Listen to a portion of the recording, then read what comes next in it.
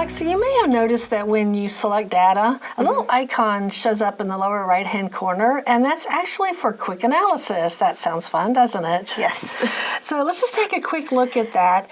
We have our data selected. You'll notice right there in the lower right-hand corner, it's that one with the lightning bolt that pops up, and it says quick analysis. And the little tooltip tells you that if for some reason you don't see it, you can do Control Q, and that'll open it up. Okay. Well, let's just go ahead and click on it.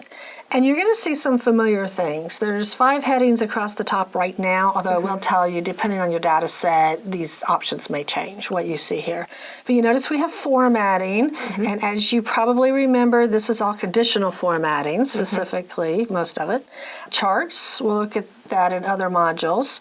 We have totals, where we can go in and do the basics, sum, average, count, and then there's also some running totals. You can do sums off to the side. You notice that as I hover, it's showing me what that's going to look like, give me the little preview, which is nice. Of course, we were looking at tables in the previous modules, so this is another way to create a table. So we looked at one way using insert table. There's several others, but this is yet another way to create a table, or of course a pivot table, and then spark lines. And all of these things you can do another way, right? It's all on the ribbon. There's shortcuts for all of these, so it's nothing new, but it's quick analysis, so it's quick ways to do it right here. So if we wanted to create a table now, you would just go ahead, click on it, and then this creates the table like we talked about earlier. Okay. Now that I know what that icon is, I can use it to manipulate my data.